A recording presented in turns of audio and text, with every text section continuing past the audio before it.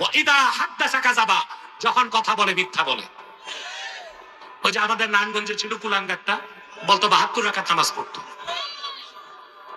আরে মানুষ রাজনীতি নিয়েও মিথ্যা বলে, কিন্তু সে তার আমল নিয়ে মিথ্যা বলতো। অথচ আমার কাছে যখন এসেছে, আমি আসর নামাজ পড়তেছিলাম জামাতে, আসছে দরবার শরীফের বাইরে দেয় সিগারেট টানতেছিল, যে ফরজ নামাজ পড়ে না সে নাকি 72 রাকাত নামাজ পড়তো। এই নেতাগুলো স্টেজে উঠলে দেখবেন বলবে, ভাই সব বাল বাচ্চা স্ত্রী পরিজন সব বাদ দিয়ে আপনাদের জনসেবায় আছি। জনসেবা করে না পেট সেবা করে? কথা বলে মিথ্যা বলে, কথা বলে। ওয়াইদা আহাদা গাদার, যখন ওয়াদা করে জনগণের সাথে, পাশ করার পর ভঙ্গ করে। নির্বাচনের আগে আপনাদেরকে রং বেরঙ্গের কথা শোনাবে, ভাই সাহেব আমাকে নির্বাচিত করুন, আপনাদের পুকুরগুলো মাছে ভরে দিব, গোলাগুলো ধানে।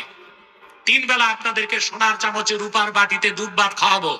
নির্বাচনের পরে দেখা যায় ছাই ভাতও নাই, ওয়াদা খেলাফ করে। 4 নাম্বার, ওয়াইদা খাসামা ফাজার, যখন তারা বিতর্কে লিপ্ত হয়, অশ্লীল গালিগালাজ করে। এমপিরা যে কি রকম গালি জানে, সংসদ অধিবেশনে আমরা দেখতে পাই। এক দলের এমপি আরেক দলের এমপির 14 গোষ্ঠী উদ্ধার করে। তাহলে শুনতে কষ্ট লাগলেও এটাই তো সত্য, অধিক সংখ্যক রাজনীতিবিদ মুনাফিক কিনা?